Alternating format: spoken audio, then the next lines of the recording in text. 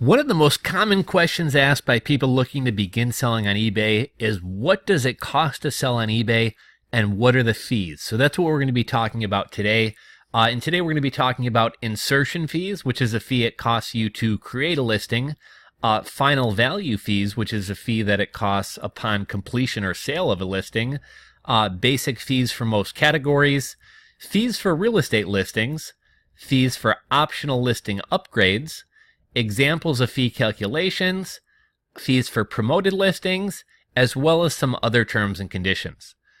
eBay charges two main types of selling fees: an insertion fee when you create a listing and a final value fee when your item sells. The amount they charge depends on the item's price, the format, i.e. is it an eBay auction or a buy it now or a best offer, the category. Different categories have different fees, so the category you choose for your listing, and any optional listing upgrades you add. And how are you performing as a seller? Fees may apply if you end your listings early. So if you end a listing early, they may charge you for that listing even though it didn't sell. So first, let's talk about insertion fees. When you list an item for sale, they charge you a fee per listing per category. We call this an insertion fee.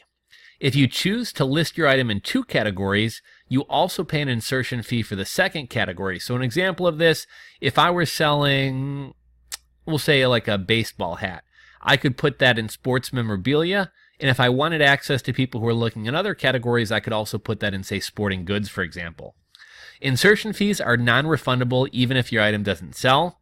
If you relist your item, we charge an insertion fee for the original listing and each time your item is relisted. However, your monthly zero insertion fee listings can cover each of your relisted items until they're used up.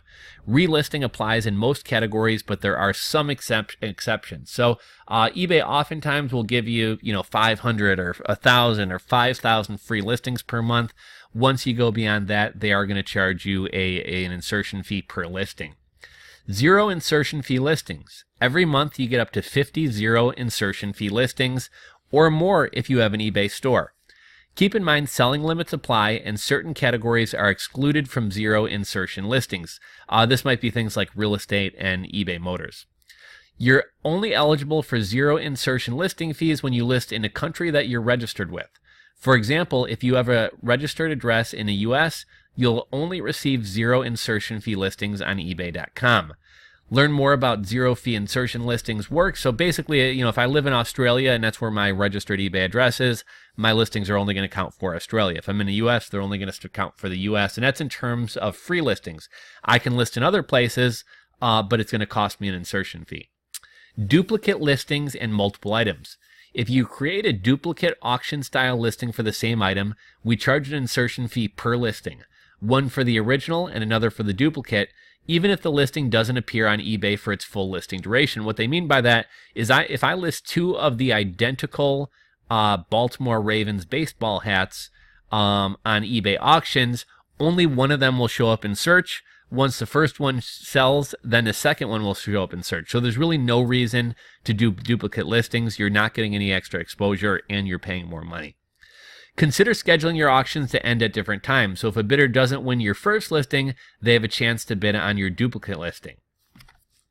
For listings with multiple items, including listings with variations, you only pay one insertion fee. We calculate the insertion fee based on the total start price of your listing, which is the item price multiplied by the quantity.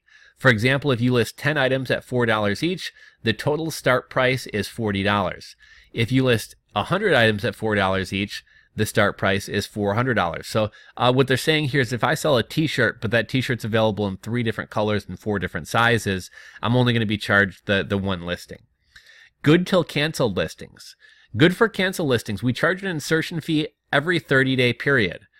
Your listings will renew automatically every 30 days unless your item sells before that time frame. You can cancel your listings or your listing violates an eBay policy and we end your listing. Good till cancel listings count towards your monthly insertion fees.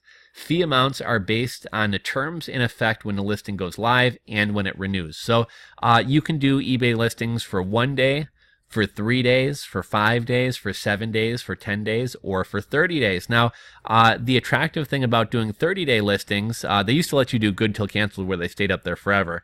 But the good thing about doing 30-day listings is it gives you a lot more time, right? Like if you pay for a listing, 7 days runs by and your item doesn't sell, you're listing it again. So potentially you could list the same item 4 times in 1 month as opposed to listing it for a 30-day period and you're only paying 1 fee. The catch to that is typically items that have shorter listing periods. So if I have, whether it's a buy it now or an auction listing, ones that are listed for a week tend to do better than ones that are listed for 30 days. Another thing that I tend to notice is as the clock starts ticking down, as there's 24 hours or less left in your eBay auction, eBay is going to show it to more people, because especially with auctions, people don't have a long attention span. If I buy something and the auction isn't ending for 9 days, like that's a long time. So eBay tries to show you things that are ending in a relatively short amount of time because we're all anxious to get our items. So by doing 30 days, your item's only going to come up for expiration 12 times a year. By doing, say, a 7-day auction 4 times a month, your auction's coming to an end, and that's going to give you a little bit of a boost in the searches. Final value fees. We charge final value fees when your item or relisted item sells, or if we determine that you intended to complete a sale outside of eBay. Final value fees are calculated as a percentage of the total amount the buyer pays, including shipping and handling. Sales tax isn't included. If you offer or reference your contact information or ask a buyer for their contact information in the context of buying or selling outside of eBay, we charge you a final value fee based on the total amount of the sale, even if your item doesn't sell. In this situation, the total amount of the sale is determined as follows. And essentially what they're saying is if I hit you up on eBay messaging and say, hey, I really like that cell phone, can I buy it from you today for cash? eBay knows that you're trying to skirt their rules and avoid their fee, so they're going to charge you for that final value listing. Now, there's kind of a gray area because let's say I'm thinking about buying an expensive, or probably a more expensive item that you're selling, and I have questions about it. So maybe it's something that you haven't stated in your listing. Maybe I have just a complicated question that I would rather ask directly so we could have some back and forth, as opposed to me sending you a message and then maybe 12 hours later you see it and reply back to me. Just be careful about sharing contact information. I would say try to avoid doing it unless completely necessary, because sometimes, eBay's algorithms or bots will, incorrectly think that you're trying to do a sale off of eBay, and it can cause problems for your account, or at the very least, either you or the seller will be charged a final value fee. In regards to auction style listings format, the total amount of the sale is the auction start price, the buy it now price if applicable, the reserve price if applicable, or the price identified between the buyer and the seller, whichever is highest. So if they see you saying, hey, will you take $75 for that phone? I can pick it up tonight. They'll charge you a final value fee on $75. Fixed price listings format. The total amount of the sale is the fixed price or the price identified between the buyer and the seller, whichever is higher. When using a zero insertion fee listing and paying no insertion fee, you still have to pay the final value fee. Additional final value fees for sellers not meeting our performance expectations. We may apply additional final value fees on your sales in the following circumstances. If your account doesn't meet our minimum seller performance standard for the U.S.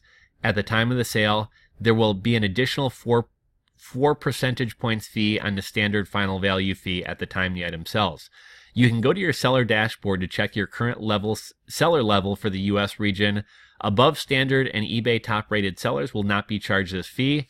Or if your rate of item not as described returns is evaluated in your service metrics as very high in one or more categories, your final value fees will increase by 4 percentage points for sales in those categories. You can view your personalized service metrics in your service metrics dashboard in the eBay Seller Hub. And I'll link to this page. And if you're logged into your eBay account, when you click these links, you'll be taken directly to those pages, so you're not having to kind of aimlessly browse around your eBay account. Final value fees are capped in most categories, with the maximum amount determined by the listing category and whether the seller has a store subscription.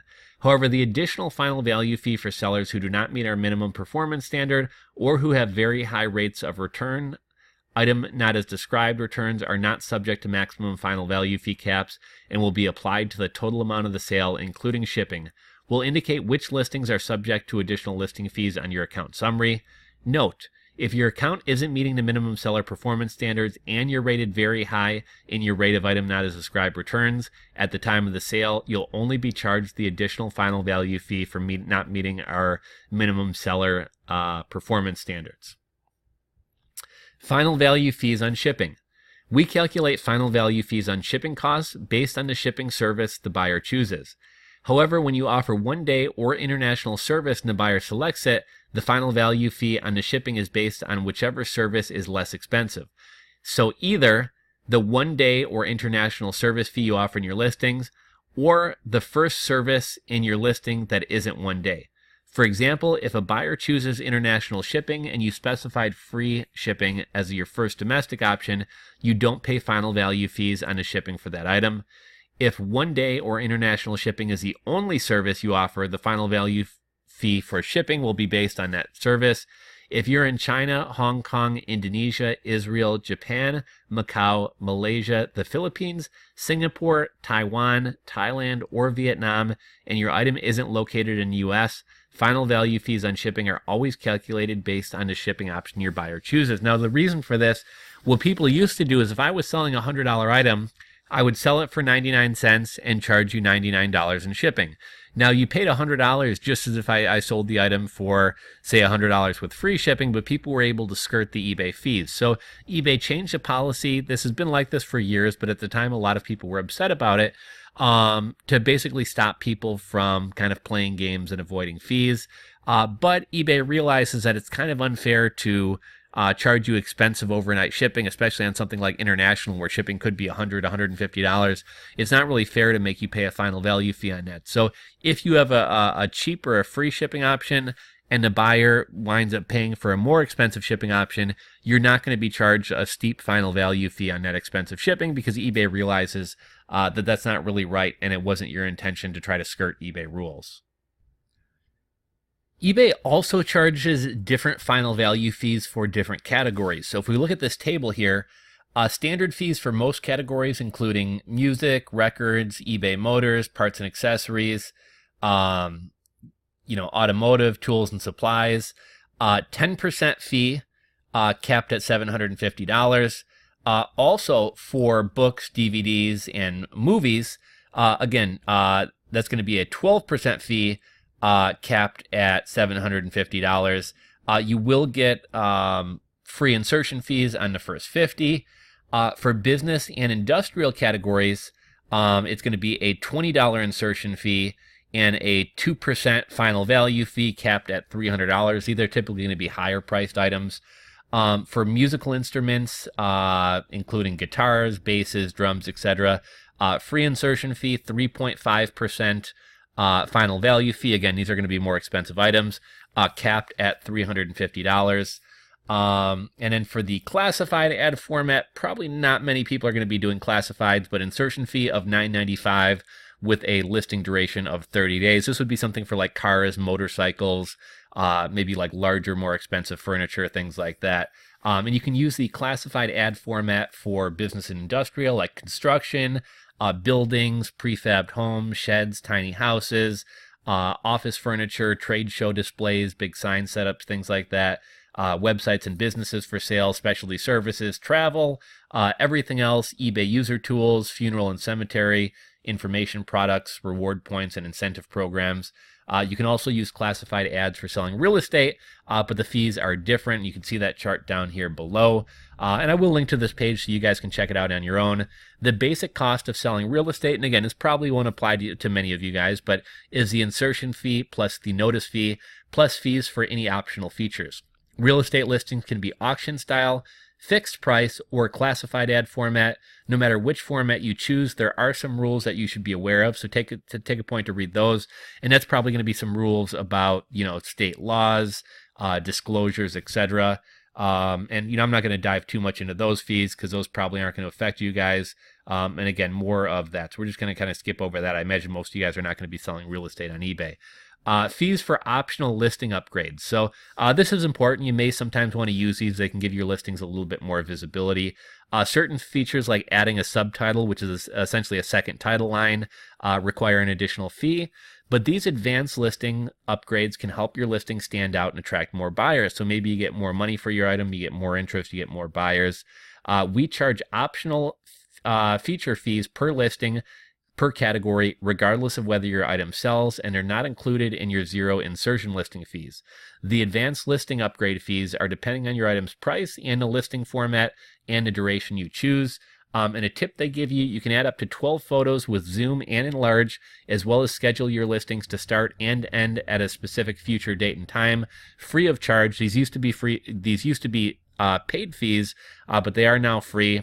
If you have a store or use the classified ad format, scheduling a listing will cost you 10 cents. Advanced listings upgrade. So if you want to bold your listing, I don't think that's that effective. I've used it in the past. When I was selling a ton on eBay, I used it just because it was like, what the hell, it's one more thing to stand out.